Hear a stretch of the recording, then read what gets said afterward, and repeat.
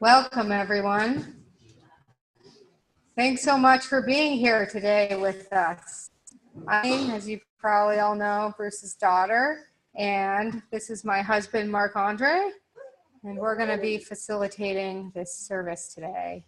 So I would like us all to begin with a moment of silence as I light this candle in Bruce's honor.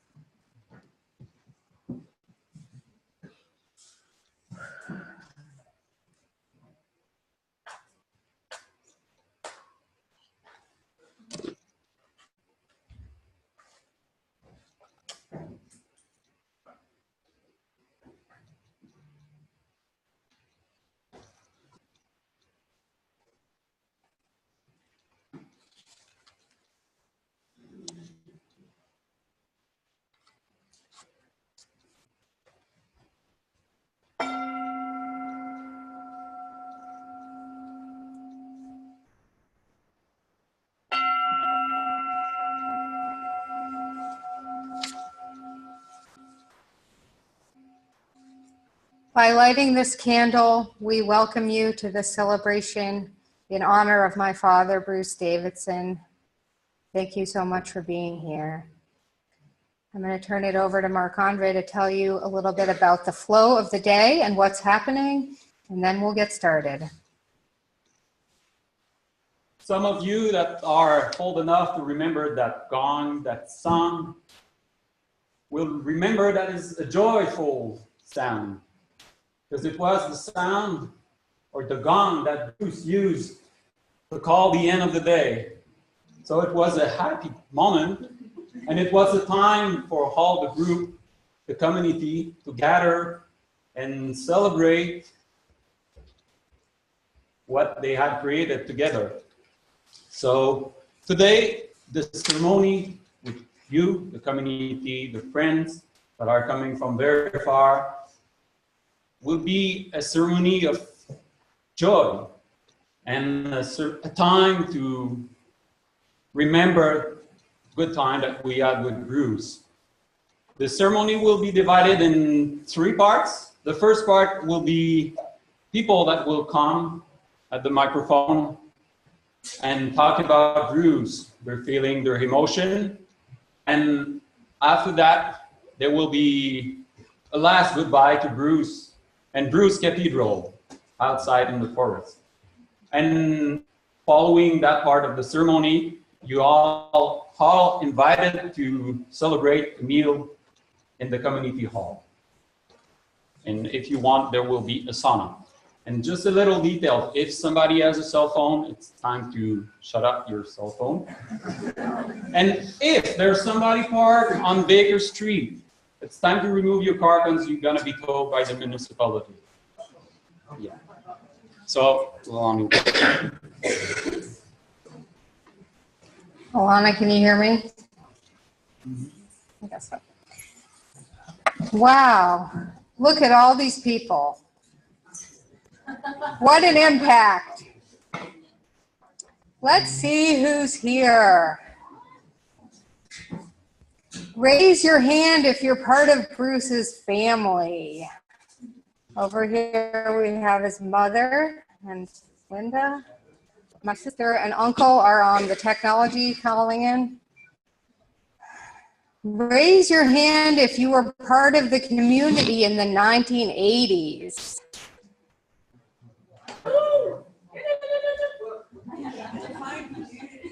Serious. Raise your hand if you knew Bruce Davidson through school.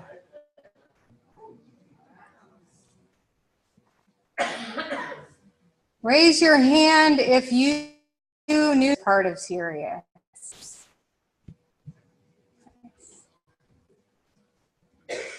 Raise your hand if you ever did a building project with Bruce.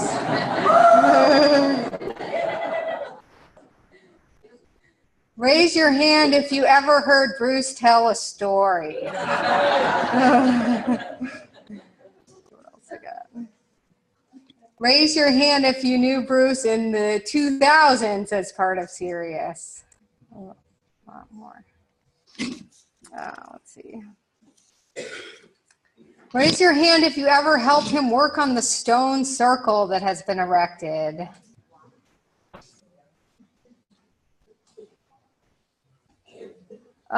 Raise your hand if you knew him through Gordon and Kareen's group, World Service Intergroup. Couple. And if you knew him through the community that he was on the board of called Odinata. Yeah, with that. Raise your hand if you ever gave Bruce a healing session when he was sick. Raise your hand if you are one of Bruce's caretakers at the end of his life. We thank you all so much for being here today and being part of the story.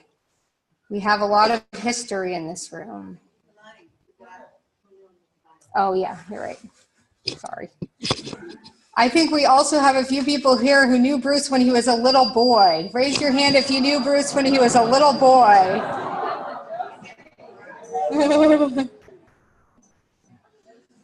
And raise your hand if you knew him after 2010. I think that was the last one I forgot. A whole bunch, yeah. So we've asked a few people to share a few words, and we're going to do that first, and then we're going to open it up for you to share a few words. So Marc-Andre will introduce them, but I'm going to start by introducing my mother, and she's going to give the first introduction about Bruce's life.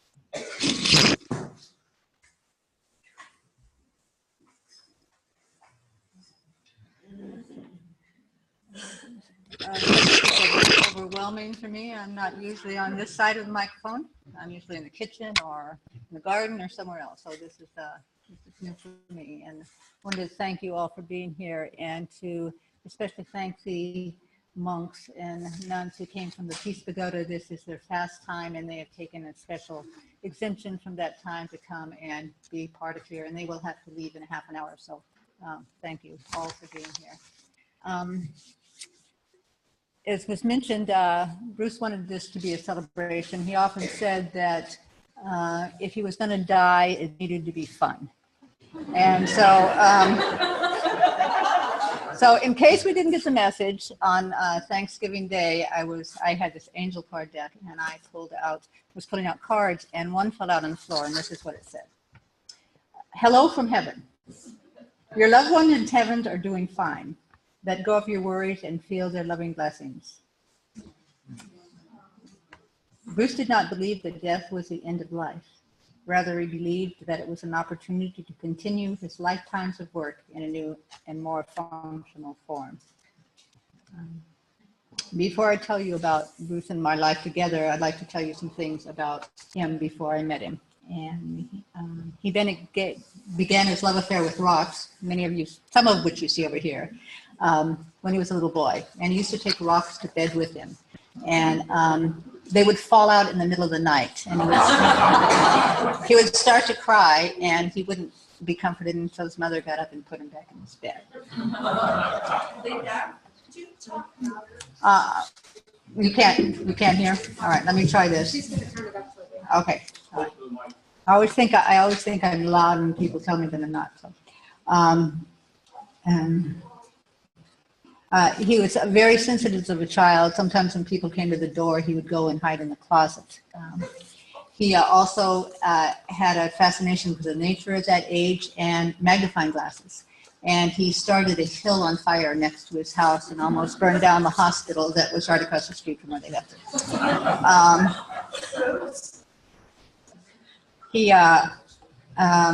At one time he had 3 motorcycles and 2 sports cars.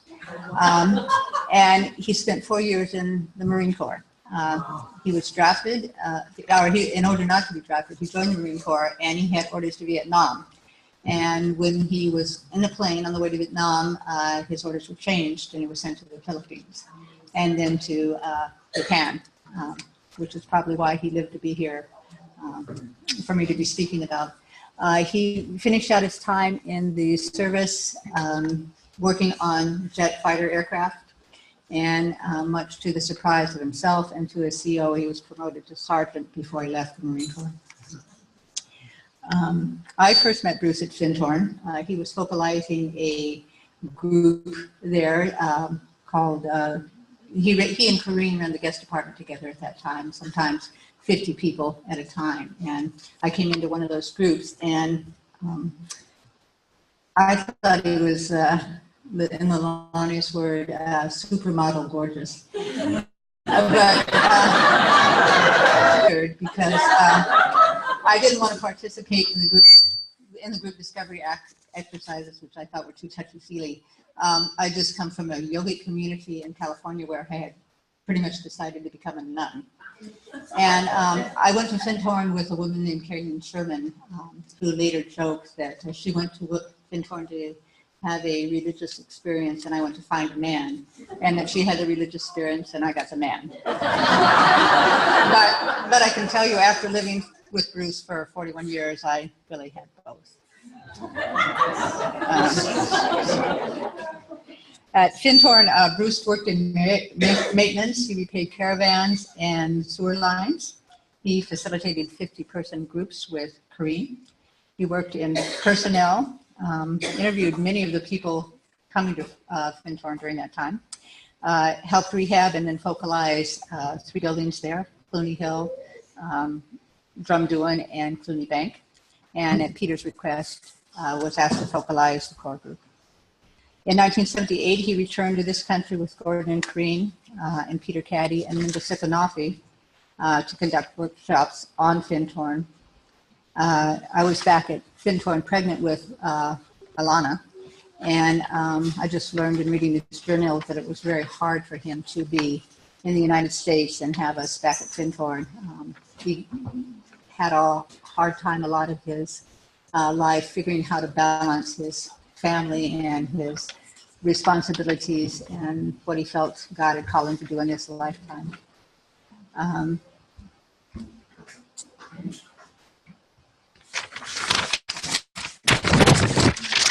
We had very high ideals when we came here. We arrived in May of 1979.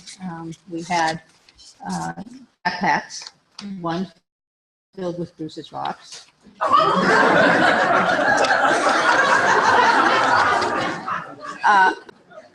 What I call 2.5 children. It was actually, I had an older daughter, Alana, and Lolani I was pregnant with Lolani. And we didn't have any money. We didn't have any jobs, but we had this dream. And we've often said that we were naive, but, you know, thanks to the miracles that happened, you know, all of you are sitting here today. Bruce was a builder, and he started this group called Rainbow Builders in the 1980s. And there is at least one person here that was part of that group. And it went for about 10 years, although he didn't stay in it that whole time. And during that time, he started renovations on the Waldorf School and met many of the people that are here. We took down the carriage house at the Ben Smith Tavern, which is now the roof of our retreat center. We have a beam from the Ben Smith Tower that's in our east wing with a plaque on it that says 1776. He went in to transform first the Robb House into the Waldorf School there, and then later when the Ben Smith was built, transformed that building into classrooms with the help of parents in the school. That's also where I learned to cut off the corners of doors, which is here.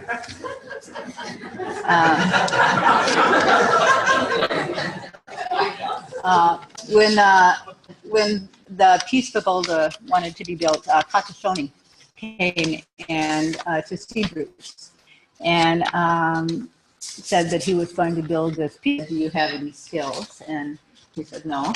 He said, do you have any money? And they said no, but we're going to build this anyway. So Bruce and Katashoni went to Hadley and torn down old barns, which later became the scaffolding of the Peace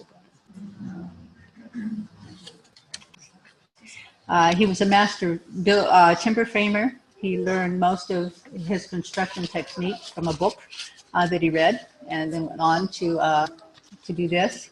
This building and most of the buildings that he helped construct were built with apprentice labor, and he was a not only a teacher of building skills, but also a mentor and a counselor to people that work here. He often said that if you look closely at the construction here, it wasn't that great, but the love in the buildings went into the buildings more than made up for that. He was instrumental in working with Kestrel Trucks to have the large Banfield farm put into protected status. He served on the Temenos Council with Joe and Teresina Havens, working on peace and social justice issues, and helped build the lodge there. He was a member of the Communication Council of WSI, Gordon Green's organization, and went all over the world at least once a year meditating for world peace.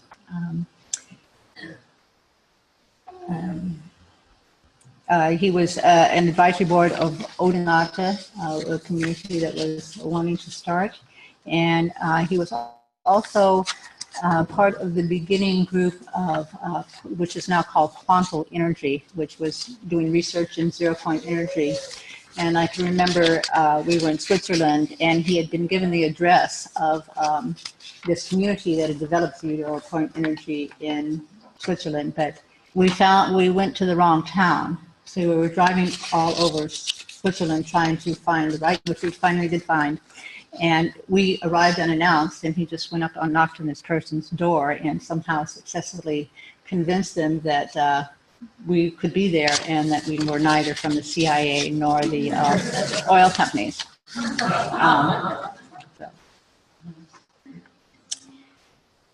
He worked, loved nature, and he worked with me to deepen his connection with the Davids, nature spirits, and elementals. He loved to tell stories, imaginary ones like Weenie and Peenie the Magic Lion, and Nanini and Walpole, which he told to the children, and also stories that were true about the founding of this community, about working with the deer, about chasing porcupines. Wherever we went, Bruce found friends. To a New Year's celebration in Hall, where we were almost gored by bulls.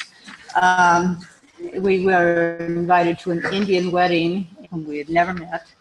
And he built benches on the Ganges with a former member of, what's his name? Maharishi Mahesh Yogi's former cook. They were building benches and singing God's power. And then when we were in Brazil, we met some tour guides there, and on their days off, they invited him to go and jump into the waterfalls and rivers in Brazil. So, and then recently, and I see a lot of them here, he made a lot of friends with the caregivers, and it's very moving to me to have some of them here today. They're his drivers and his physical therapists. And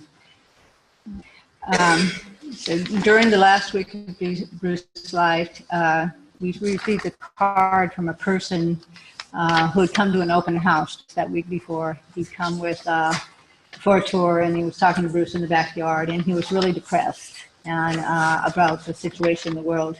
And Bruce was counseling him that this was not the time to be depressed, that this was really the time to put out your light. And in the card that Billy sent, in his words, he said that he is now, let me see if I can find it. I want to get this quote right. He was going to Ireland now to sow positive vibes and to sing songs of peace. Doing positive lives of many people. I think that was because he was always true to who he was and what was important to him. Bruce was a grounded mystic who embodied spirituality in his life. His heroes were the Christ, the Buddha, and St. Francis.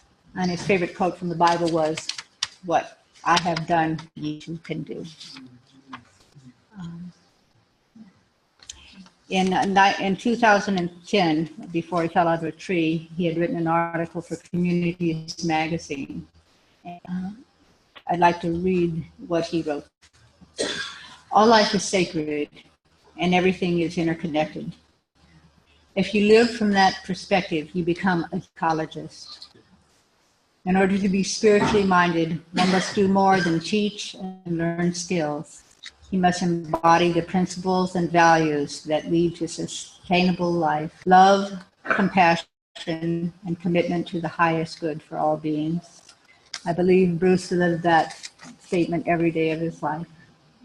I want to share with you guidance that Bruce received during the last month of his life. He was very sick and in a lot of pain, but wanted to be here because he's been writing to finish it. He felt that the lessons that we had learned here might be of help to other people during this time of challenge and change. This was the guidance he received. You're actually free to leave this life. It's important to realize that this desire to complete the book need not. What you have written so far is already very valuable. But even more important to understand is that you have already written all of it in this lifetime. They in turn will continue to touch others. Very deep gratitude that I say thank you, and so be it. Thanks.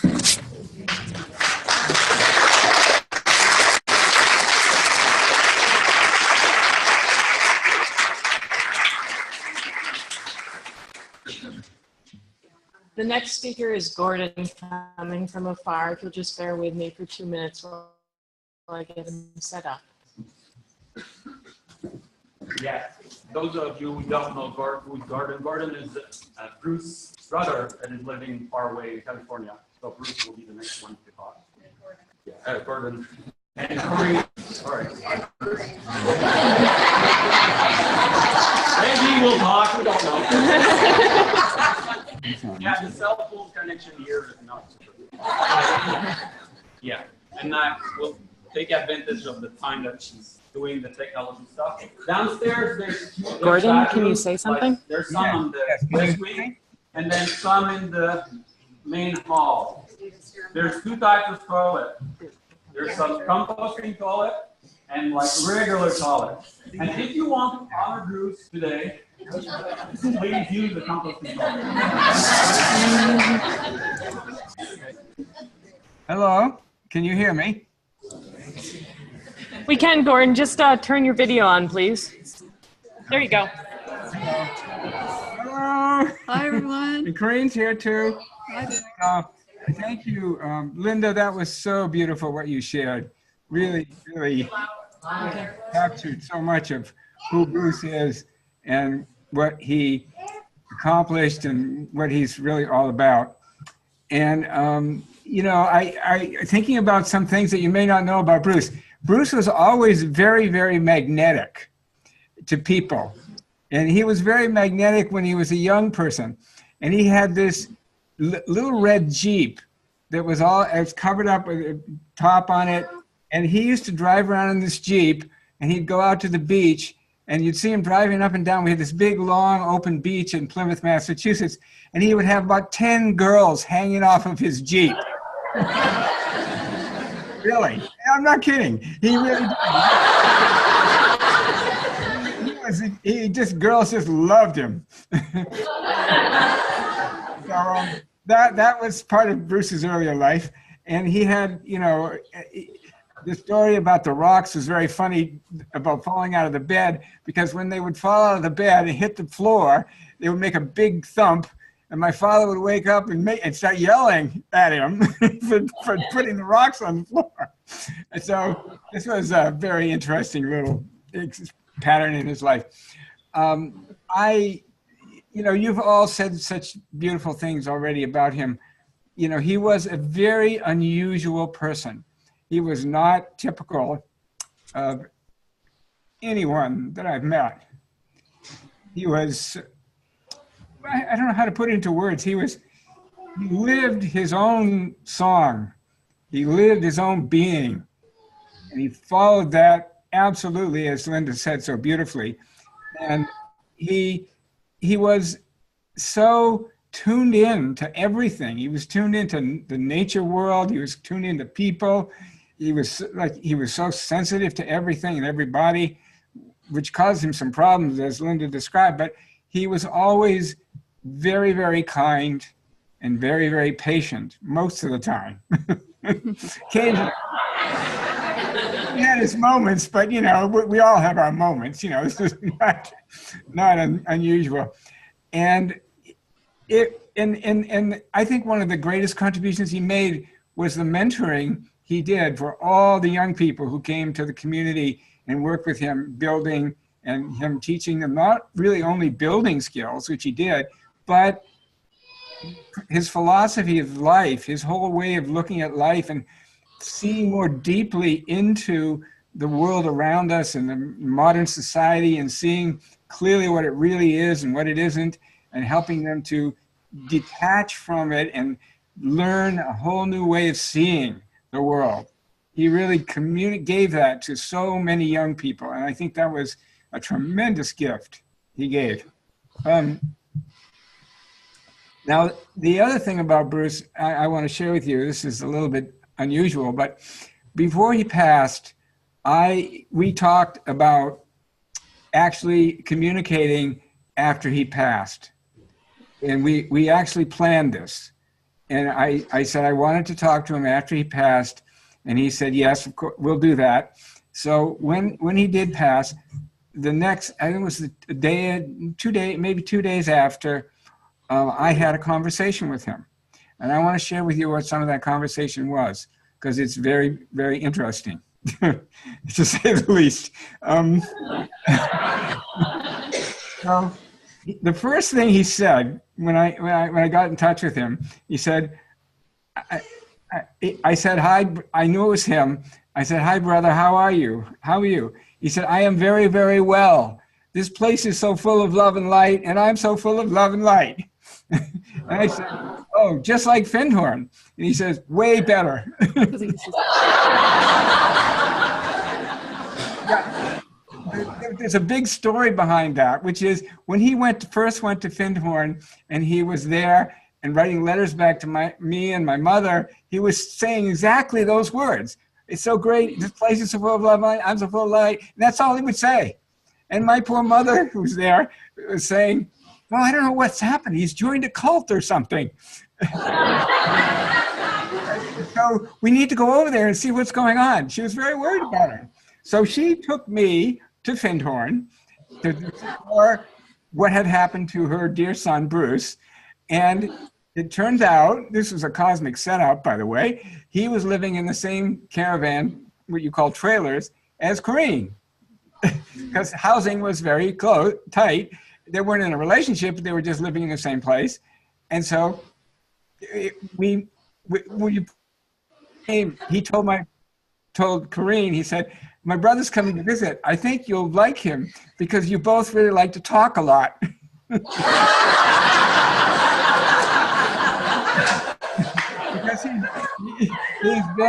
he is, as you all know, he's very meditative and very sensitive. And so he was quite not a super talker a lot of the time, some of the time. And then so I came and I met with him and my mother, and I had an extraordinary week at Findhorn. But when I saw Corrine, it was like, whoa. I followed her around the community for a whole week, trying to get her to pay attention to me. And I was drinking 4 cups of coffee a day, and I was a complete crazy person. And she didn't really want to talk to me very much. So finally, we started connecting and talking.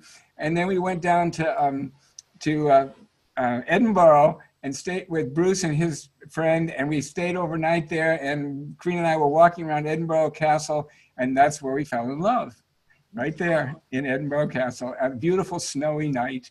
It was so perfect.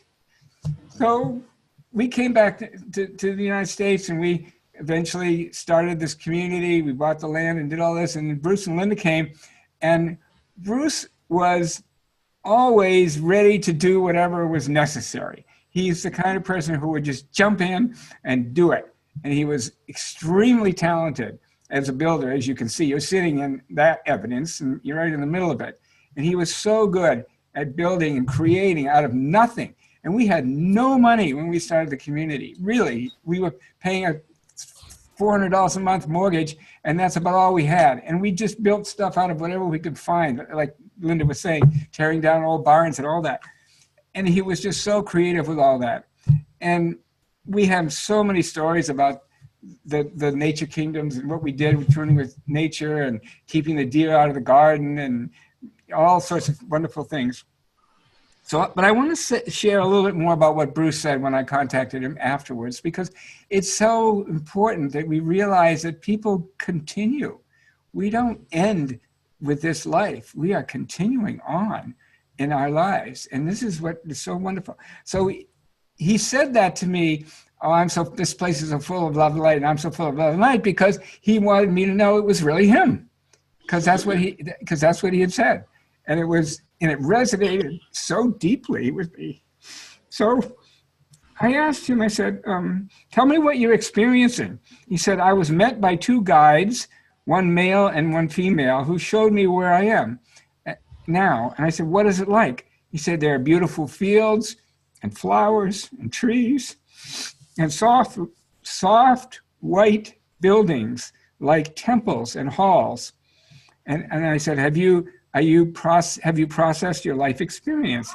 And he said, I'm doing that now. And he told me how much he appreciated what we had done for him in helping him try to heal and all the work and things we had done to help him.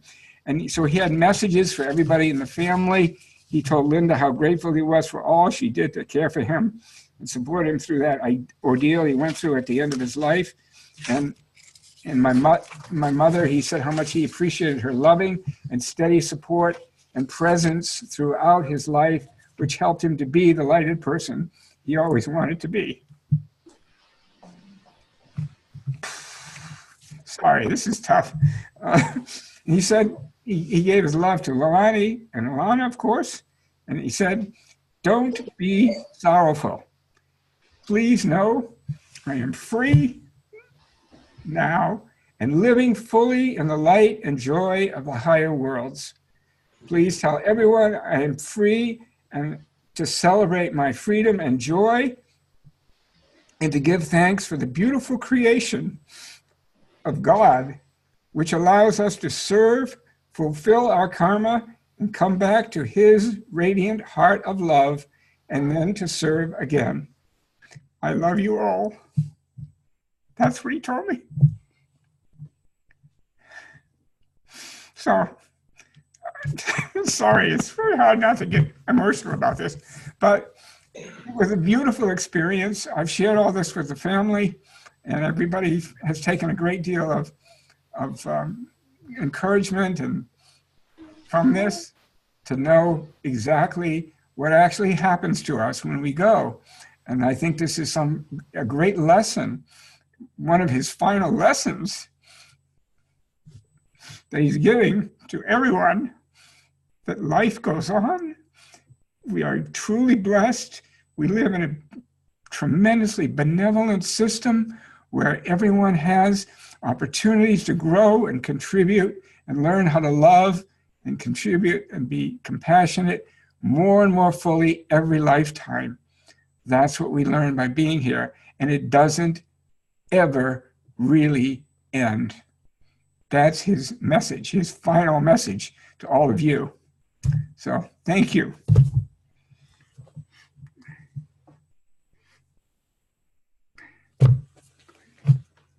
Go ahead, you want to say something?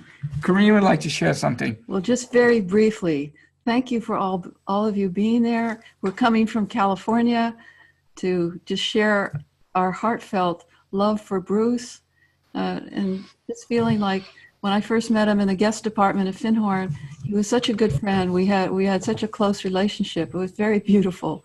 And I'll always remember his incredible compassion and kindness in working with visitors and particularly young people. He was so patient, even if they'd make mistakes. He was great. And I'll always remember his support of Saturday workday and joyful productivity, two key phrases in Bruce. So I think we honor his memory by embodying and living the values that he also lived, and compassion and patience and this connection, the sense of interconnection with all of life. I just loved his beautiful relationship with nature and working with him in the gardens and attuning to the forest, hugging the trees. That's what I remember the most. Is he was a nature being, and I just really love and appreciate him. And thank you all for coming to honor him today.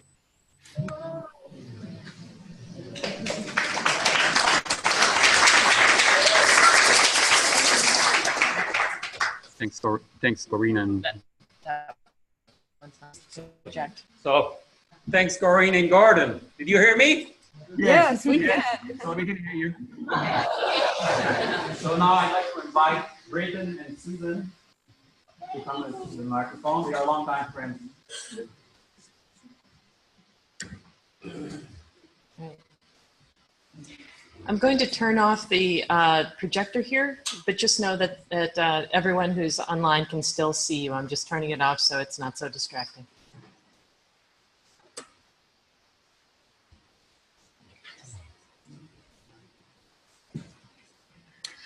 Well, I think that's a hard act to follow, what Gordon just shared. It's almost like we need a meditation just to go on to the next thought.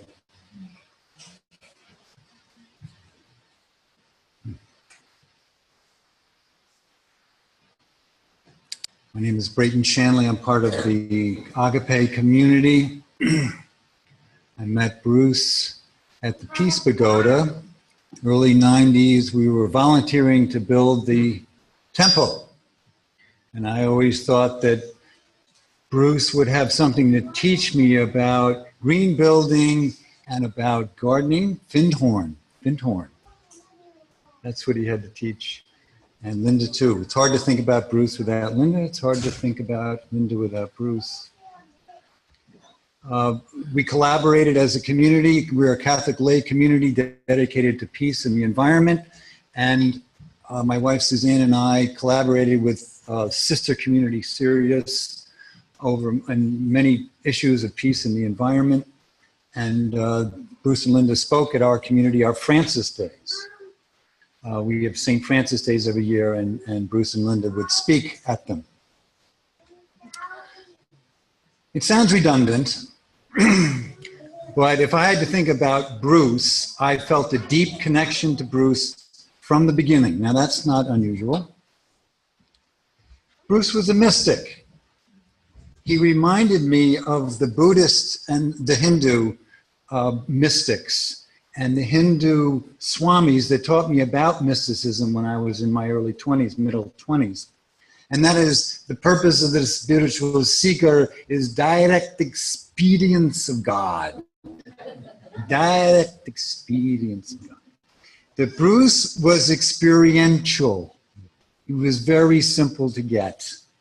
Very simple to get. There was some book learning and he had to learn self-taught, but for the most part, he talked about experience. He told stories, and very simply. Very simple stories, very easy to get stories. He also had a dream life. He had a dream of St. James. Now, St. James is a minor saint in Christianity. He has an epistle in the New Testament. It's a good epistle. It's one of my favorites, but he is a very minor, very seldom quoted. And out of the blue, his interior core dreams of St. James. I mean, I don't know anybody that's had a dream of St. James.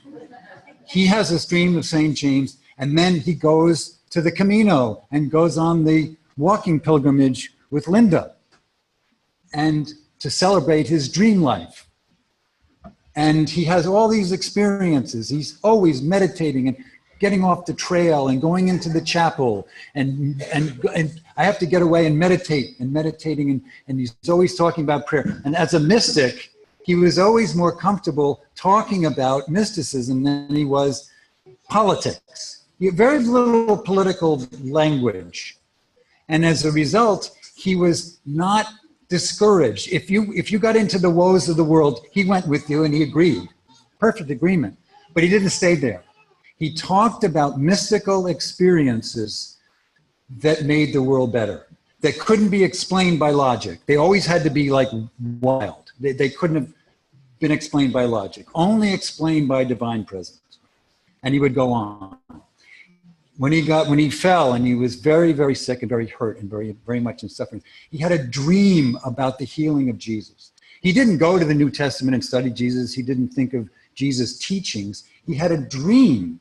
So all of this mysticism, all of this direct experience of God and presence was inside, in his subconscious. It went through every cell in his being. Then there was the nonviolent love of mysticism. All mysticism, in my humble opinion, is nonviolent love. It's compassionate, merciful, kind love. And so we are gardeners at the community. We like Sirius in a much less perfect way, less Fintornian, but we've learned a lot from Bruce and Linda. So whenever I was baffled by something, I would call up and get some advice on something. We were suffering from woodchucks.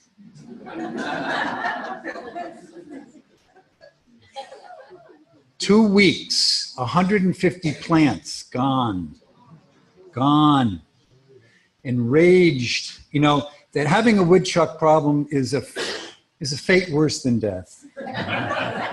It's almost better to die than to have a woodchuck problem.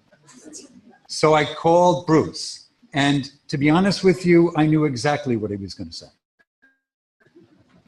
And I believe what he says, and I share his belief, but I didn't really want to hear it.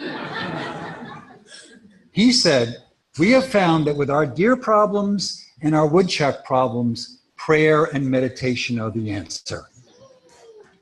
Now, that wasn't the strategy I was looking for. I was looking for something more strategic. This is a long-term plan. But that we did. We took the advice and we went to the garden shed. Under the garden shed is where 2 woodchucks were living. And we would pray every morning. And guess what? The woodchucks stuck around, but we changed. We changed.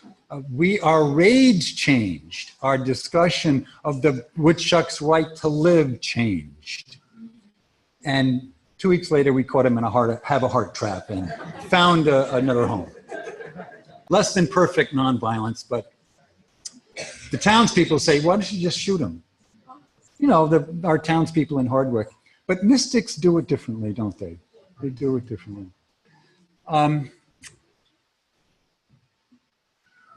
I think that the grounding of the mysticism, no one knows better than Linda about the way she referred to him as a mystic with grounding. The way he grounded his mysticism, and I know the intoxication of the mystics, I've been very drawn to them ever since I can remember, is the temptation to be a mystic from the eyebrows up and to live in the land of la-la with the mysticism. Bruce wasn't like that at all. And it was one of my attractions to Bruce, is his mysticism was grounded in hard work, not just the love of work, not just the principle of the goodness of work, in the experience, remember how experiential he was, experience of hard work. David Hammer, who lived with our community for many years, came and worked with Bruce on filtering the grease for the grease cars, right? And David Hammer said, I have never seen anybody work like that. I have never seen anybody work so hard. He was stunned. And Bruce was in his early 60s at that point.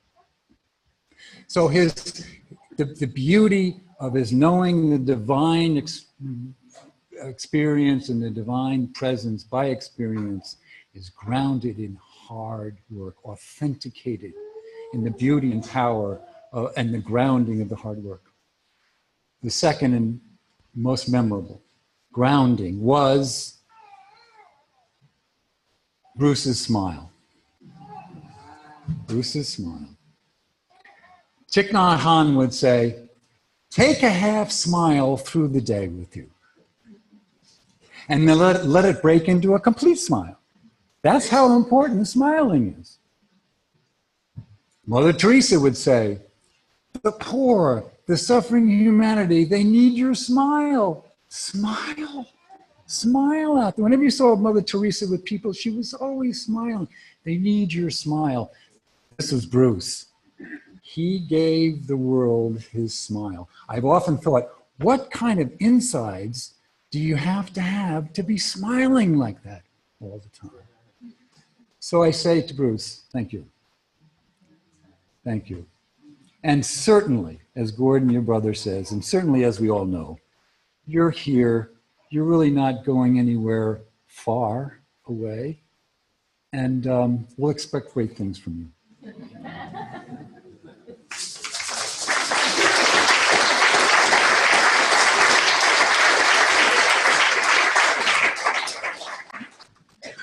My name is Suzanne, and Brayton and I and Linda and Bruce would team up together for various events at Agape.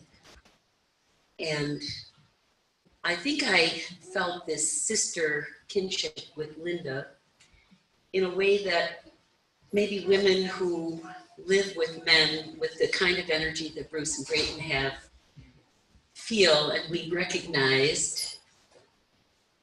And that is that our lives as women in community are so meaningful and so important in terms of what we see here and all of the ways in which Linda and I connected out of this sense of the feminine and the divinity and the divine feminine that we saw in each other and I see in her today. And when we came to see Bruce the day before he died, 2 days in succession, after he died, we came and Linda said, would Bruce's clothes find a home at Agape? And I said, oh, certainly. In fact, we're collecting clothes to give to the Sioux Nation and for the ride from Standing Rock to Bigfoot. The Bigfoot ride from Standing Rock to Wounded Knee. So Brayton came and got Bruce's clothes and boots and blankets on Friday. And Elena Creef, who was going to the Bigfoot ride for the 4th year in a row, I explained whose clothes she was taking. And off went Bruce's clothes to the Dakota Nation, to be clothing those who are riding to commemorate the massacre at Wounded Knee. And so, for Bruce and Linda, Bruce's mother, Leilani, Gordon, Corrine, I wrote this poem, and for all of you.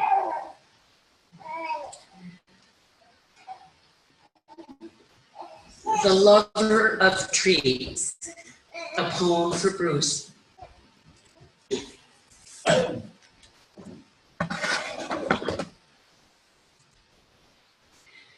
You fell from the tree like Icarus from the sky, always climbing, reaching for another rung. You plunged earthward from that startled tree, its cries unheard. You loved trees, nurtured them, prayed to them in gratitude for their sacrifice, giving us this sacred space, Sirius, a glowing, scorching star system, the brightest star in the Earth's night sky. At Agape, you stood in silent witness to the tree we contemplated felling until you arrived. Talked to the tree, we outside the circle, waiting. You listened, you leaned in, you heard the trees beating. Bruce, the tree whisperer. your hands extended, you touched the skin of the trembling tree, sobbing in relief. I am spared by the tree whisperer. You moved from the circle, your eyes trance-like, luminous, to tell us this tree is strong, has a heart at the center of agape. The circle of its breath expands outward. Magically, you drew me in. I touched part of the tree you saved, still standing at the center. Healer like Jesus, who came to you in blinding light, where you sat suffering in your garden. You both knew that you would climb again, confident, secure, mount a sturdy limb, unbound, release. You ascend, arms uplifted, skyward to Sirius, the music, universe, streaming.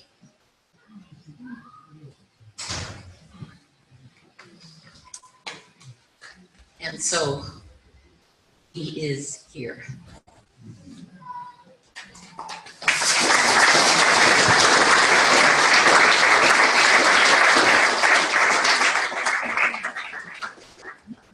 Thanks, Susan. Thanks, Brita. I'd like to invite Archer. Yeah. Sorry.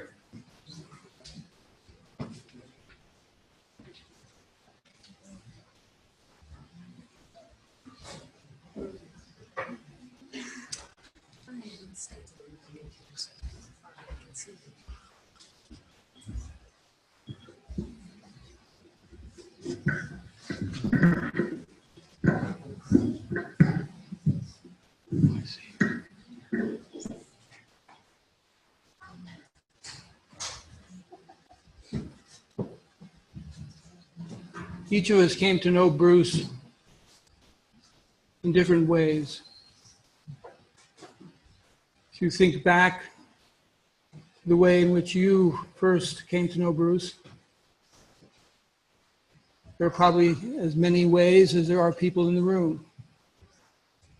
The way in which I and my wife Haida came to know Bruce and Linda, and then Ilana and Ilani, was through the shared love we have for our children and their education.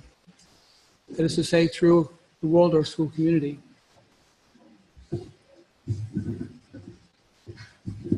so I'm really here on behalf of that community to share with you a little bit of his life within our community of teachers, children, and supporters. You know, if you go along Bay Road now, heading towards Hadley, on the left-hand side, you'll see the Hartsbrook School. It looks like a proper institution. You know, it has buildings, a number of buildings, it has nearly 300 children, it has dozens and dozens of faculty.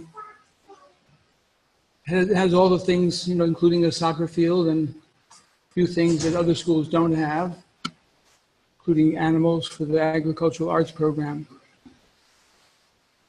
But 37 years ago or so, when this idea emerged, there were no children, there were no buildings, there was no teacher, and there was no money. And so this was a perfect opportunity for Bruce and Linda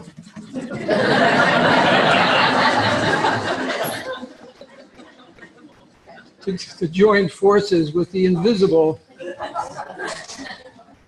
and to make it manifest. We're looking around ourselves here at this beautiful hall. this didn't exist either.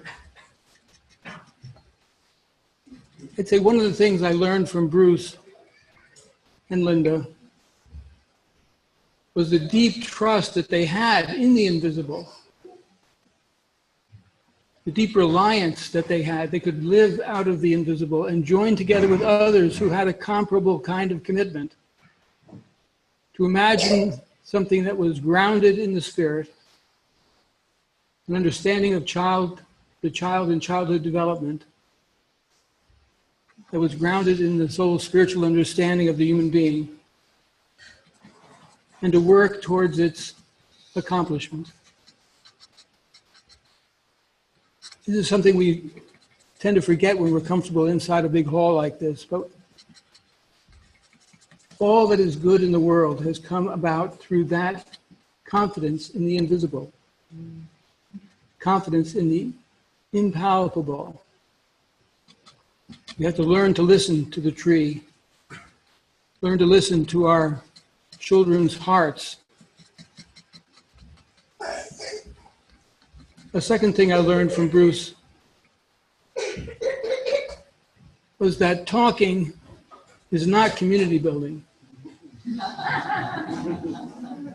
We can differ so violently in our ideas and in our passions and our articulation. And Bruce built community through a much simpler and more direct method, mainly putting a hammer in your hand or a saw in your other hand and putting you to work. And when we bought the Ben Smith Tavern, it was no longer a tavern when we were using it, I assure you. But when we bought that building, it needed major renovations. And Rainbow Builders had just been conceived and invented. And so we invited them to come and work with us, the parent group, to renovate that building. I have a picture in my mind of Bruce astride one of the roof beams in the carriage house, which was being taken down. And in partial payment, the work that was being done, the timbers and lumber was being donated to the Sirius community.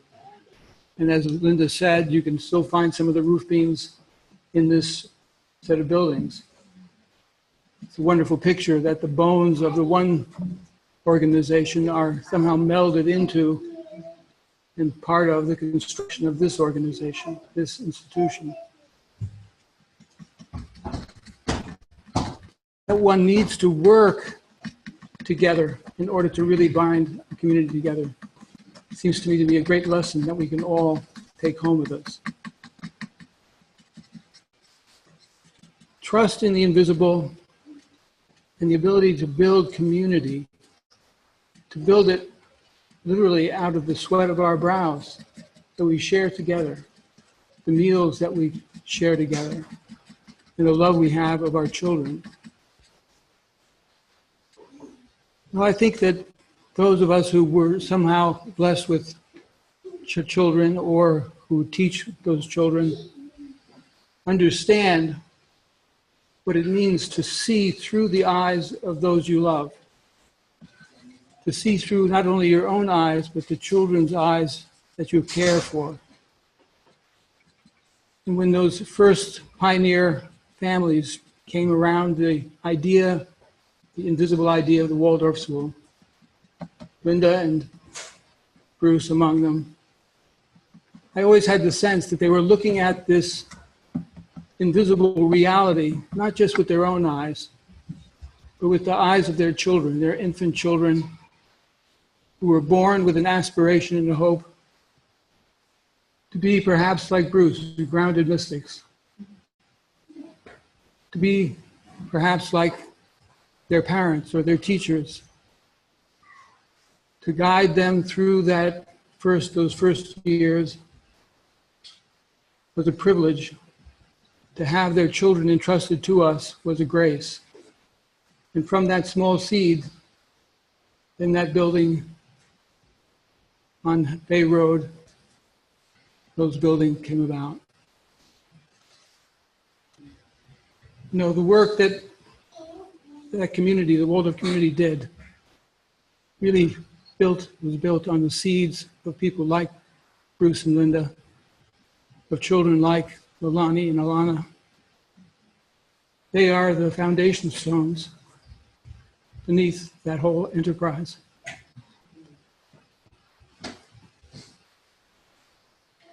Rudolf Steiner is speaking about the relationship between the living and the dead, the so-called dead. He speaks about how important it is to have trust. Trust in the invisible. How important it is to feel the community that binds us all together across the great divide of the living and those who've passed. And a third thing he speaks about as valuable is gratitude. And so I invite you all to stand with me as I speak words of gratitude to Bruce.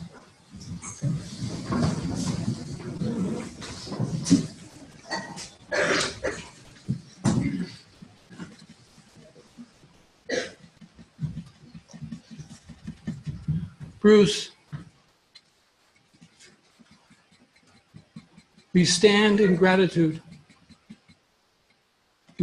for your life, which you lived as an exemplar for all of us. We stand in gratitude for the love that you shared among us. We stand in gratitude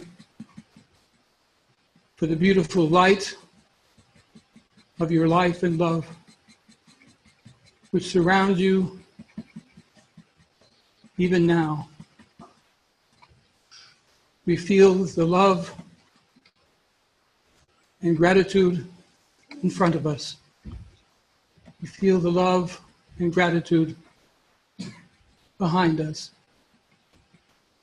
We feel the love and gratitude to the left of us.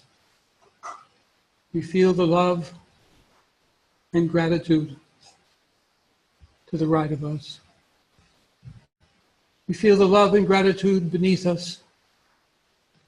We feel the love and gratitude above us. We feel the love and gratitude within us. We feel the love and gratitude all around us.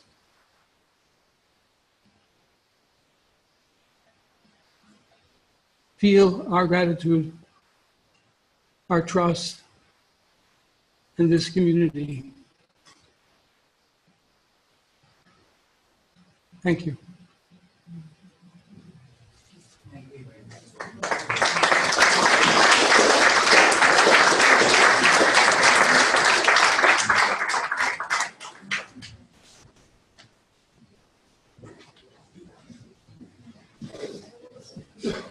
Thanks, Archer.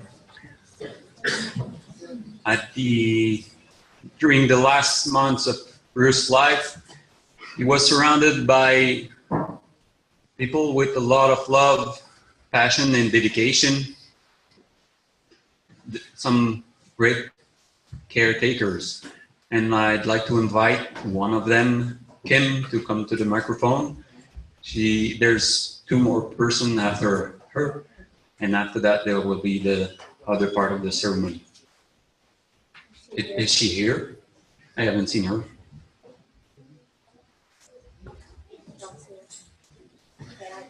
Okay, so Lilani. We don't see Kim. Okay, my turn.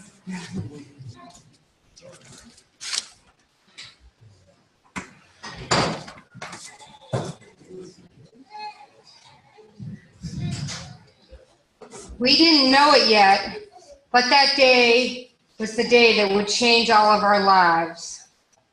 The day my father reached for a tree branch and came up short, grasping into air, into the stunned moments of wondering, what happens next? Would the next breath bring life or death? He fell hard. He fell shattered. He fell into surprise and pain. Well, I guess it's a good day to die, he said. screaming, chewing on a rope, crying, suffering. Thanks, Dad, for choosing not to die that day. Thanks for being in pain and suffering for the next 7.5 years because we weren't ready to let you go yet. As I stand here in front of you in grief and gratitude, I feel the immensity of this loss that sits so heavy in all of us.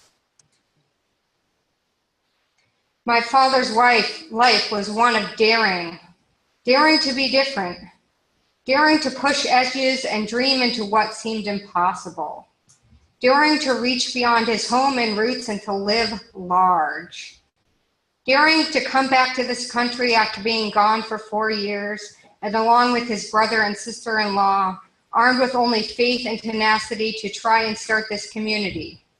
With no address in the USA, no money, a family to support, and only a dream. Thanks for dreaming, Dad. We are sitting here today because of you. As a little girl, he could hand me the world. He came home at the end of the day smelling like wood shavings, warm fleece, and gasoline. He offered us goofiness and stories and play. He was strong and powerful and seemed to know how to do everything. He would take us on his lap and tell us stories about the magic lion and the fantasy world of Mimi and Walpole and this land where everything was possible. I loved sitting on his lap and being taken away to magical lands. I loved his joy at being alive. He would drive all the way to Whole Foods on a whim just for an ice cream pop. Just because they tasted good. We made candles together, mixing colors, smells, and sizes, getting wax everywhere. We played silly games and received piggyback rides. Sometimes his daring to be different left me confused as how the rest of the world was. I sweated through years of embarrassment with friends who came over. The friends I had to stand there with and awkwardly coach them on how to use our composting toilet that looked like no one else's.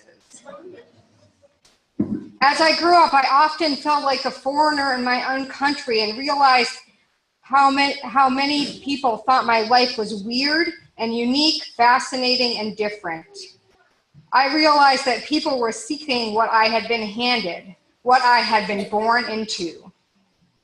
My title as Bruce and Linda's daughter, which brought me status in certain circles, was either admired or completely misunderstood. In some contexts, it was just too weird for some mainstream suburban mom of my friends to wrap their heads around. Like, do they believe in electricity where you come from? Other times I was an exotic species, like an animal in the zoo that everyone had wanted to poke and admire and take pictures of. So what was it like to grow up in community? Really, now? I haven't even had my breakfast yet. Do I have to explain it yet again? But in the long run, I am grateful. Grateful that my father and my mother gave me a life so much more rich, deep, and colorful than what I can find inside a box for the low price of $99.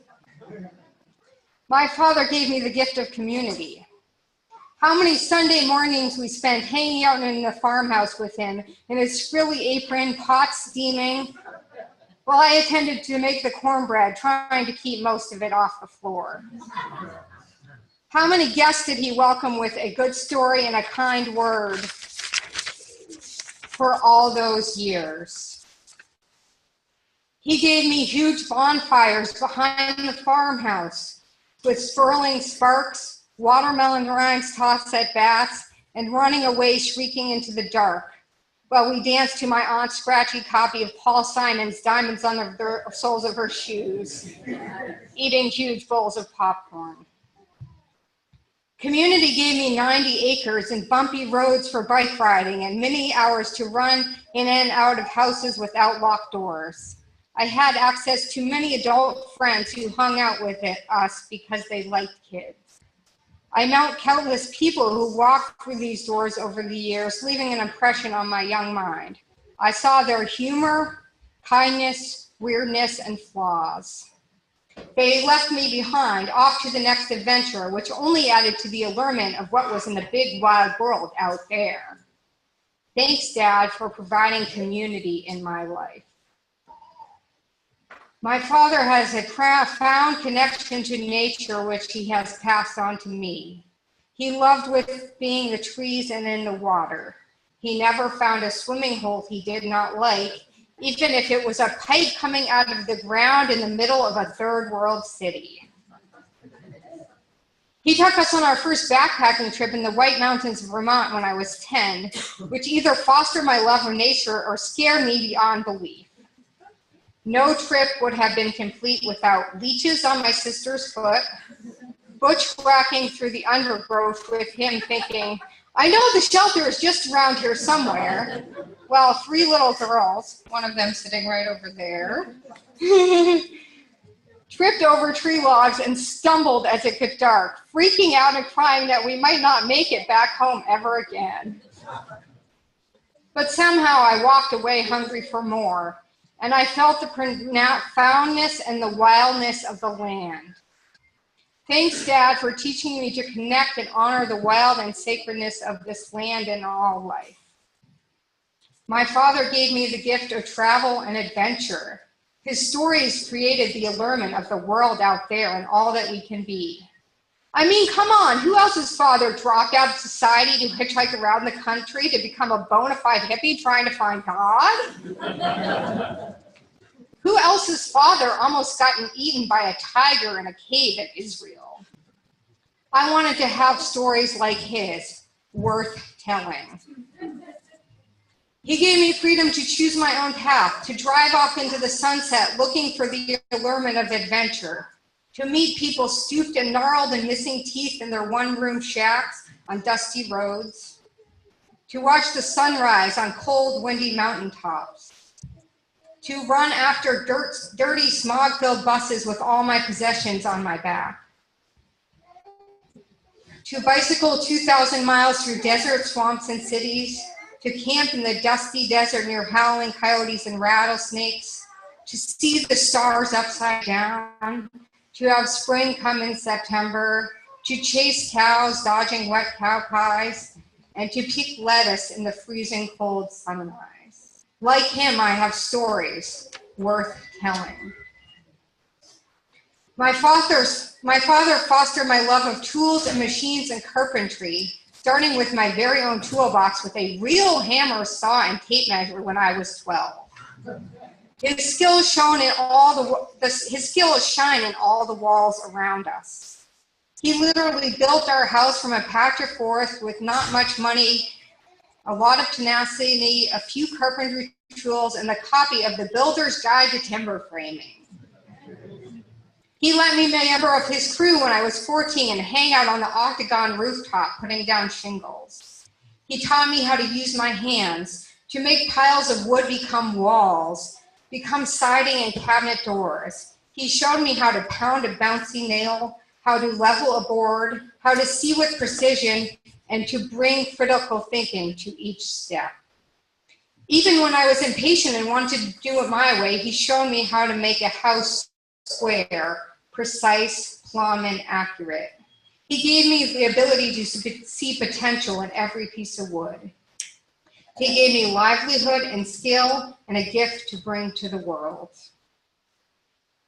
My father gave me the gift of spirituality. He taught us to meditate at a young age, despite our giggles and squirminess, and more interest in beating the sacred drum than actually sitting still. He taught me to always seek and ask questions about my existence. When I called him on the phone about breaking my collarbone in a mountain bike wreck, he could only ask me what lesson or message the universe was trying to give me. A message that I often did not want to hear. Sometimes I wanted him to give me direction, to tell me what to do, where to go, how to live. But in the end, I suppose it was up to me. He had some psychic abilities to tune in when I was in trouble. He already knew when I called him from the side of the road somewhere near a lonely cornfield in Nebraska, right at dark with a broken down car. Another time, inside his head, he heard me yell when I was doing carpentry on the opposite end of the property and put my foot through the top of a wooden file cabinet I was standing on. His ability to tune in always amazed me. My father had a social, outgoing side of his personality, yet he was also a deeply private person, not sharing much of his inner feelings and emotions. He did not often know how to talk with us about our feelings. It's been in the last few years of his illness that I have come to see him as more than my father, but a person with his own internal feelings, pain, and conflict. A person that was robbed of his identity in the last 7.5 years of his life. In the fall from the tree, he lost so much. The strong, capable tree climber, carpenter, chainsaw slinging man that he was had to shift and change. Somehow he was still able to learn from it. He went back and thanked the tree later. But he did not want our pity. He tried his best not to complain. His ability to endure served him well. As his daughter, it's been hard to watch him suffer so much. It lends itself to a certain helplessness. It's been hard to see his physical mobility taken away from him. Despite challenge, his life was still full of spirituality, community, nature connection, and inspiration to others. We hoped for a long time that somehow he would beat the cancer, beat the odds, that he would still be here, that he would get more time, more healing, a second chance, and the ability to have a full life.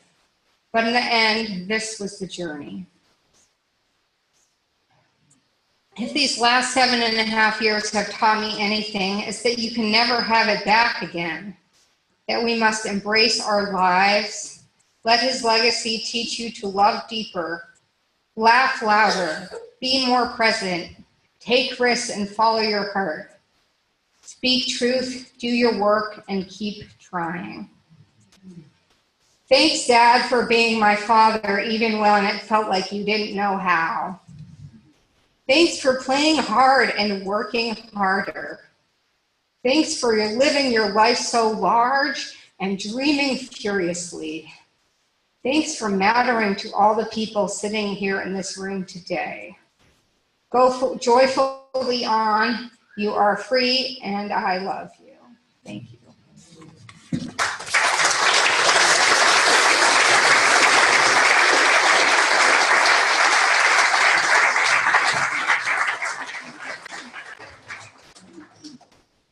So we would like to take about the next 20 minutes, and then we're going to have to keep it fairly short. If anybody else in the room would like to come up and offer any words, and keeping it short because there may be a lot of people that want to talk, and there's a whole second part of the ceremony going out to the stone circle. So if you're interested, kind of come up over here and we'll see who can come say something.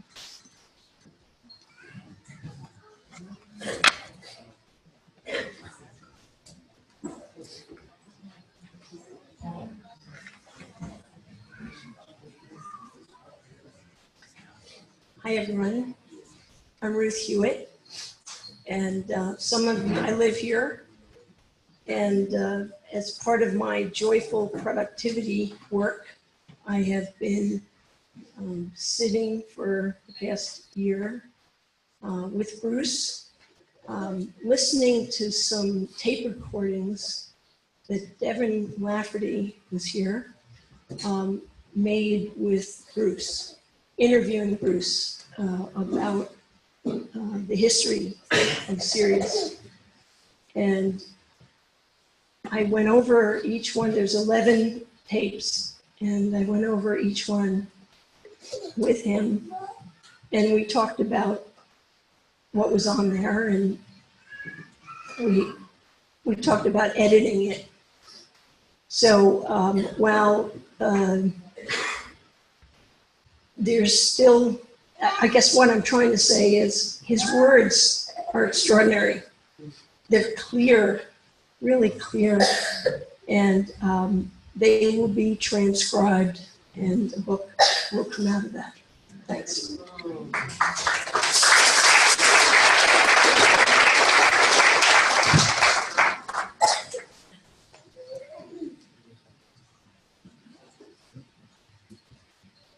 My name is Kenneth Richard Pratt, Lieutenant Commander, United States Navy.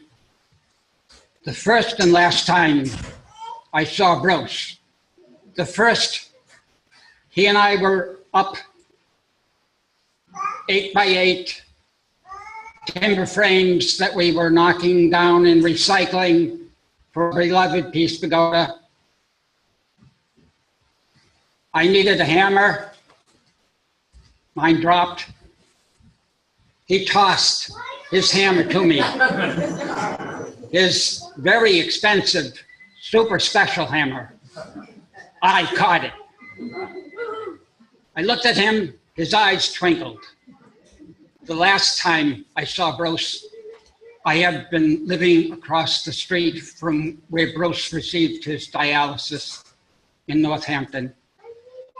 It was my honor and privilege, and the goddess must have provided this because it was easy for me to roll across the street and have private dukkha with my devotion mentor, Bruce Davidson. The last time I saw Bruce, I was helping him get out of the dialysis center. This is real, folks. His catheter fell on the floor. I picked it up, put it on his lap, looked at him. I can still see the twinkle in those eyes. Last word, aho, matakoyasin. And since I was an apprentice, and since this is an octagon, I have one number for you all to share and study. The number is 22½ degrees. Figure it out, folks. You do the math.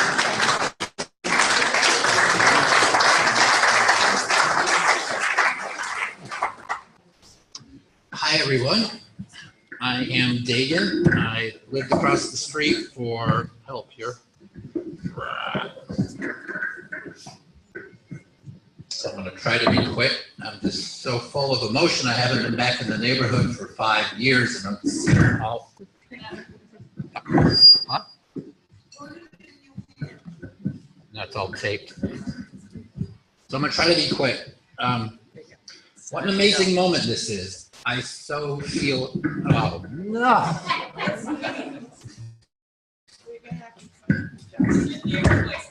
Huh? It's different. You talk on hold.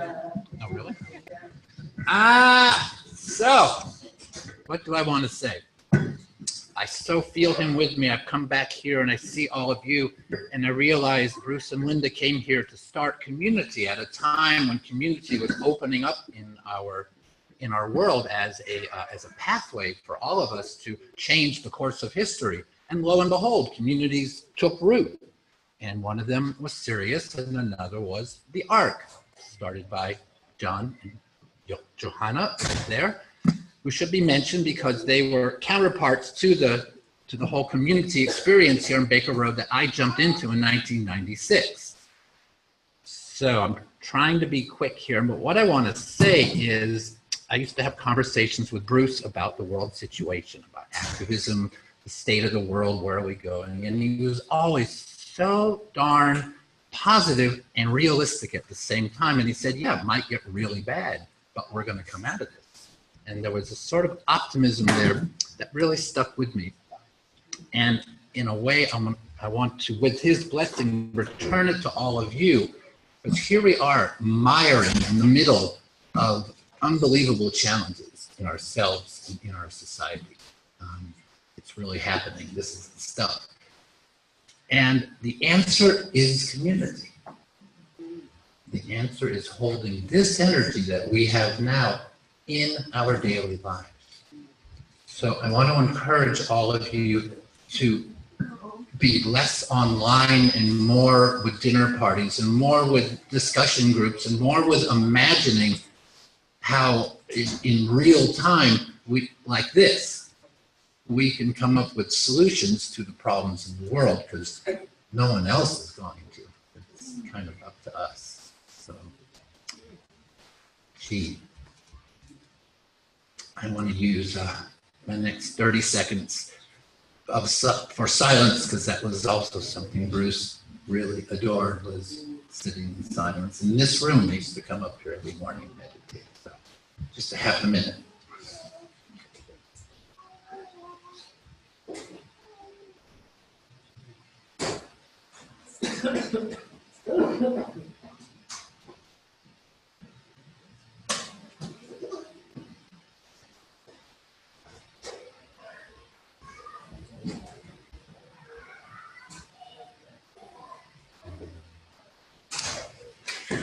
Thank you, Bruce.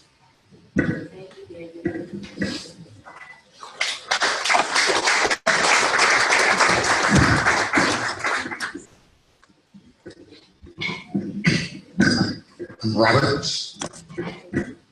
There's an Emily Dickinson poem that reminds me a lot of Bruce, and I shared it with Bruce. It's about someone looking out a window and they see a traveler on a hill going up the hill, and the moon's coming out, and they see the traveler more clearly, and there are these magical perpendicular lights going up in the air. The poet, the narrator, doesn't know what this is about, except the poet's really inspired by these magic perpendiculars and receives vitality just from witnessing this, although the narrator doesn't understand. The road was lit with moon and star. The trees were bright and still. Descried I by the gaining light, a traveler on a hill, to magic perpendiculars, ascending, though terrene, though grounded, unknown his shimmering ultimate, but he endorsed the sheen.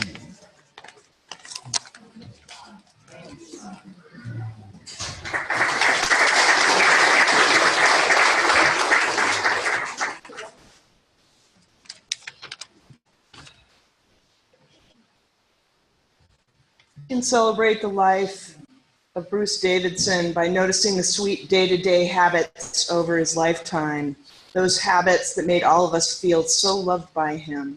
As a member of Sirius community, I knew him for 15 years. The last decade were pretty challenging for Bruce, but he continued to contribute to the community with loving service. We miss Bruce's eyes and the way his whole face lit up when you proposed a new idea or something personally important in your soul's yearning. We miss his funny hoot every Saturday at Joyful Productivity, our volunteer work hours. We miss the way he made every guest, resident, and member feel truly seen, and the way he allowed himself to be seen. It was vulnerability and integrity as true power. I admire him for that. The Bruce we knew had an uncanny way of seeing and working with people's insecurities and childhood trauma. Somehow he orchestrated fun situations to coax the dark secret sides out so they could be gently healed with laughter or recognition. He was a real social genius. His social magic also showed up when the CC was full of people. He never tired of entertaining guests with stories about life, Sirius, politics, and any shared interests. He was generous with his tools, his knowledge, his time, and energy. I treasure everything he gave me over the years, especially the non-material lessons. He loved bounding up trees, finding unusual burls, those knots in the trees, the look of grain, the unique form of stones. He was like a kid in a candy store in the rock quarry when he was choosing boulders for the stone circle entry. He loved the water's edge, whether it was a small pond, a lake, or an ocean. His eyes always shone so bright in the outdoors. And he had a mischievous side too. I don't know how many of you guys got a $2 bill from Bruce, but he liked screwing with the monetary system. And cash registers do not hold $2 bills, so he just delighted. Every time he got money, he just got piles of those and paid in $2 bills. That was Bruce in a nutshell. He had a huge impact on all of us. He modeled the value of selflessness and generosity, kindness and creative frugality, joyful productivity and hard work, and that conflicts are normal and very workable.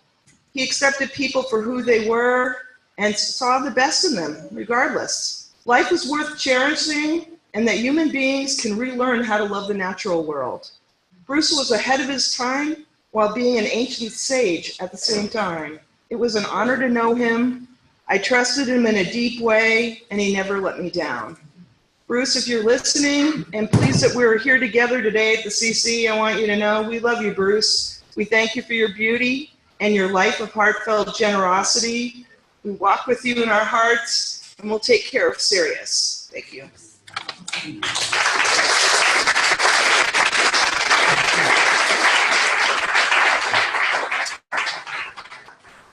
Hello, my name is Shanti. I met Bruce about 20 years ago and lived with him for 5.5 years. And God power was one of my favorite stories that he told. And it personifies, you know, one of the essences of who he really was. We could talk about all the amazing words of wisdom that he spoke, all the amazing deeds he did with his hands, but it was really that transmission from his heart, from his eyes, his presence that he gave to you, that love and wisdom that wasn't just words or deeds, it was transmitted energetically. And he was this amazing presence in this life. And over these last couple of years, as he's had a really big health struggle, and I, you know, would meet people that know Bruce, they would ask me how he was doing. And I would say, his spirit is shining bright. You know, he's dragging along this body that 99.99% of humans wouldn't planet because of the fierce strength of his spirit and his determination to be of service to others and continue to transmit. And so I know he is continuing to transmit elsewhere now, and I just want to ask you all to do one thing with me really quick and just go, thank you, Bruce, we love you.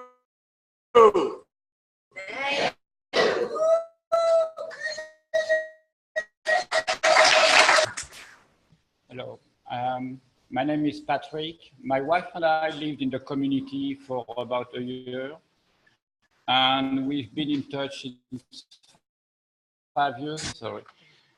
And I wanted to tell a funny story because I saw Bruce regularly. We were sharing a lot, and I learned a lot from him on the spiritual aspect. And he will also, for people who don't know what we do, my wife and I rescue animals. So he will always like a San Francis, which I'm not, it's really exaggeration, but he will love a lot of things with us, and through the year, I will share with him the compost from my cows for the garden, the eggs, because our hens are rescued, so he will be crazy of the eggs, and I will come and we'll share that, and also movies. Like you mentioned, El Camino, which is The Way.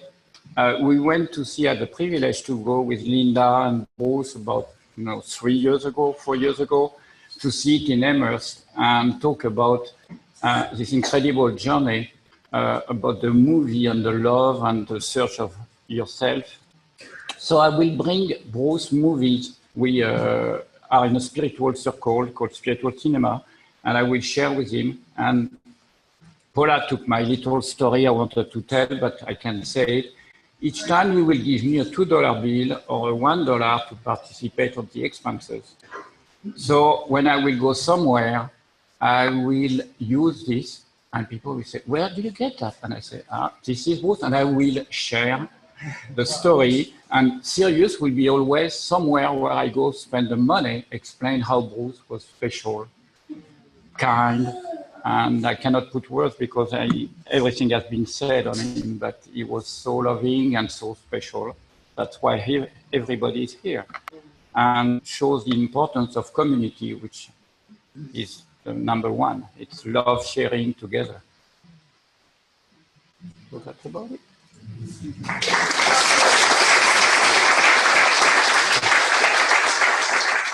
Thanks, friends. We still have 5 more minutes before your words.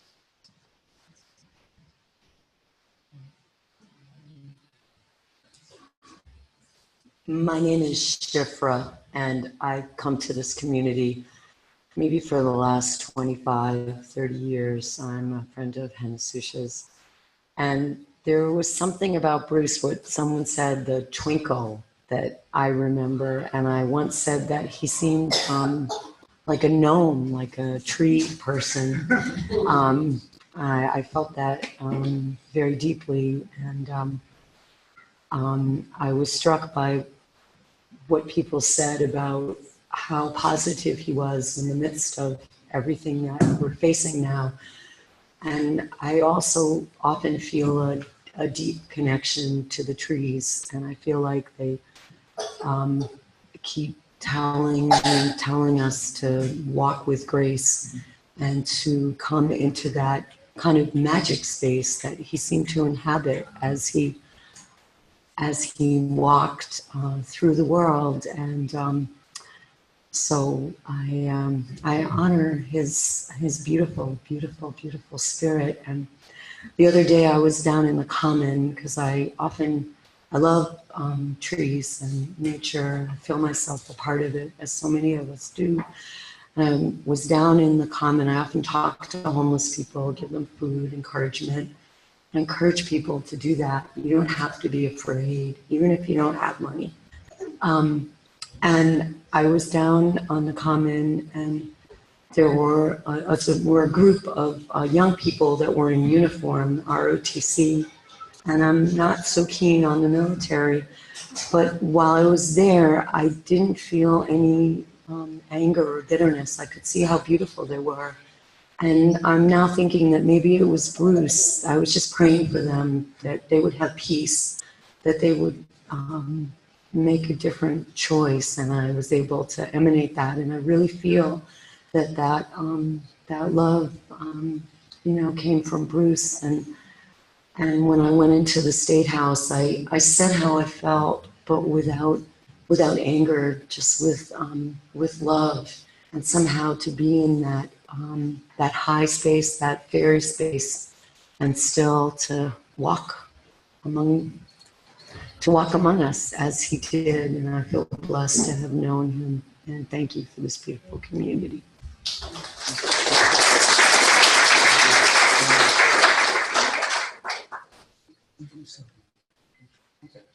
My name is Brian, and I live in Shutesbury. And back in 1990, I was doing engineering work in the Boston area, and I happened to read Gordon and Kareen's book. And that really inspired me to investigate communities. I said, I'm on a mission from God. I'm going to visit all the intentional communities in the United States. The second one I visited was Sirius, and I met Bruce Davidson. And I said, I think I want to stay here for a while to pick up some construction skills. And I ended up staying for many years. And I have quite an ego in construction, and I can't get along with authority figures.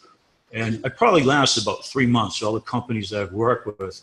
With Bruce, I lasted 3 years because not once can I ever remember him as being any kind of authority figure. He was always approachable for questions, and he had a true apprenticeship going on here. Sometimes you'll hear about apprenticeships like on TV shows, but that's fake.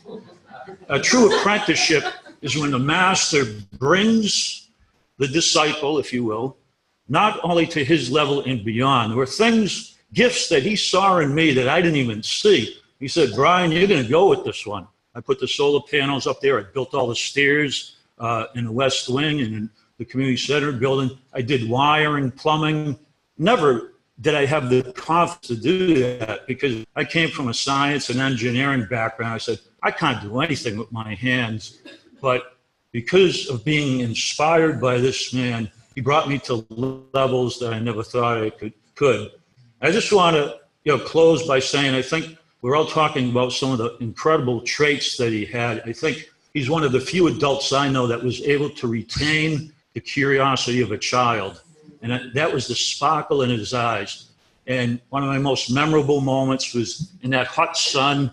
And he kept on reminding me as we were doing that I helped put these up here, these trusses and the tree work, and then carrying the stones to the solar bin.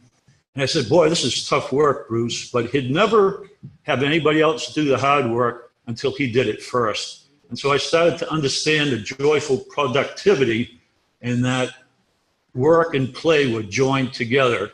On those days when it was the hot sun, then right before lunch, we'd all take off our clothes and run into that pond.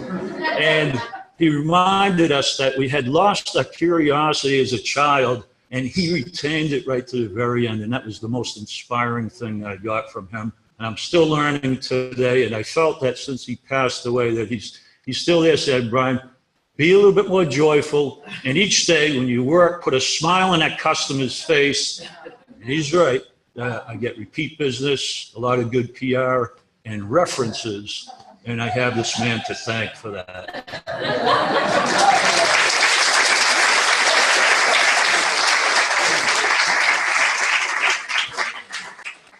I knew Bruce was my teacher in the apprenticeship program. And also I took a spiritual life course, or spiritual living course with him and Linda and Bruce and Deb. And I just wanted to share 3 memories I have of Bruce. They mean a lot to me. The first one was as an apprentice or on a Saturday, helping him with logging, felling trees, and myself and another apprentice were trying to do something. I can't remember exactly what it was. It might have been putting the felled tree onto a trailer. And Bruce had an assistant at the time that worked with him a lot and tried to sort of take whatever it was that we were doing and hurry it along. And Bruce said, have patience, they're learning. And he said it sternly but respectfully. And it made the space safe for us to continue being learners. The second memory is, sitting around maybe a candle listening to Bruce.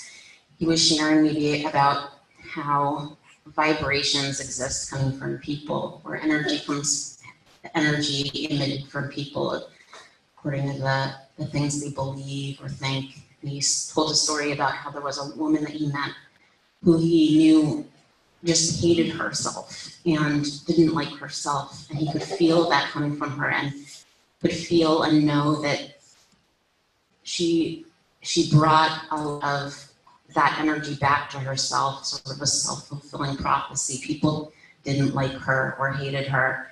And he said that he told himself, he made a commitment that he was not going to reflect that vibration. He was just going to like this woman and love this woman, even if she wasn't shining out that belief about herself.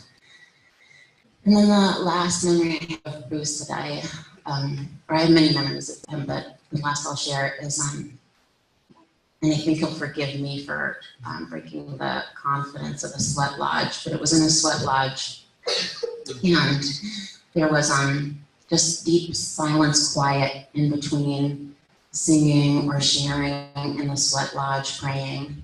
And then this just deep moment. I should backtrack to say that a few months before, maybe a month before, Bruce had tried to buy a wood chipper and online, and had been scammed for I think $1,000 or $1,500. He didn't get a wood chipper. He just lost the money to somebody taking advantage of him. So in the sweat lodge, he said, I forgive that man who stole that from me. And it was just such a, like,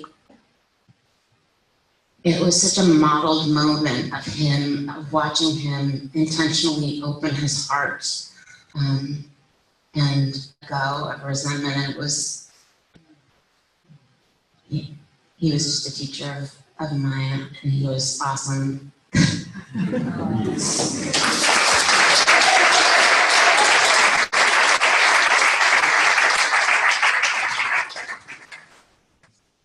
Hi, I'm Maya. I lived here for a little while, about 15 years ago, before I moved into the Ark. And right before I moved into the Ark, there was a second fire at the Phoenix house. How many people here remember that or know of it? Okay, so my heart is kind of beating. I was working with Bruce at the time on doing the straw bale for the new building going up there by the Phoenix house. And he was a great teacher, like all of you said, very sparkly, very fun, very patient, and very knowledgeable. And I had this great dream where he appeared as a sparkly bear looking through the window into my eyes. And I told him the dream and he liked it. I think it may be something about the bear energy too. But then shortly before Halloween, during a Thursday night community meeting, somebody lit, we think, the woodshed on fire over by the Phoenix house. And I'm going to get to the point about Bruce here. It had been a very dry summer, and I started fighting the fire with throwing wet at it, and somebody else who lived above me started running across. We didn't have a phone. We couldn't get through to anybody, 911, because the solar grid was what was on and the electricity was cut off by the fire, so we couldn't call anybody. So, and then Bruce showed up after a while. There's a whole story where Joe went and honked her horn for like a long time trying to get people's attention. Remember that, Joe? Yeah, so after a while, you know, Bruce and everybody came over from the community meeting here, and the summer had been very, very dry, but there was some kind of well that had been built down into the bottom of the floor of that new building, the straw bale art studio, workshop, exercise room, garage. And so Bruce dropped down into the well, and it was really kind of a miracle because it had been so dry. He got a bucket of water, and then the buckets of water started coming up from Bruce down below, going up, and the old-fashioned bucket brigade happened. And before the fire trucks could get there from the call that had gone on at other houses in the neighborhood, we had put out the fire. So as a metaphor, something about miracles, something about there being some more resource there than seems obvious, something about faith, something then about the community work that happened together, really empowering and beautiful.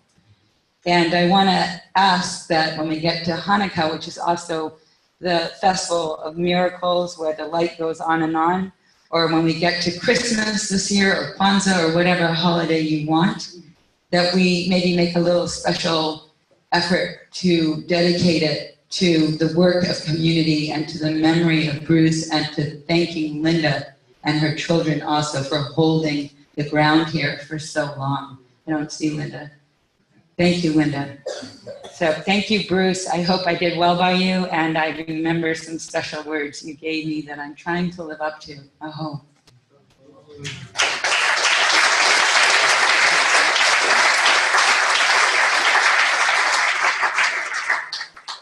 So thank you, everybody, for your time, your passions, your words, your love. Everybody probably start to be a little bit uncomfortable. And so we will move to the second part of the ceremony that will be outside at the stone circle. So I will invite you, after we are done here, to go on this side of the building outside. So put your coat, your boots, and somebody will give you a candle. So grab a candle and we will meet you in maybe 15 minutes. Take the time and we will see you there.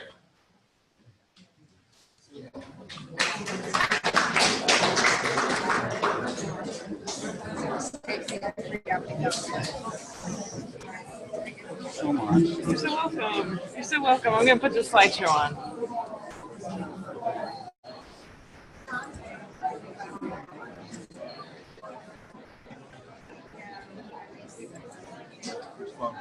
Oh, that's mine.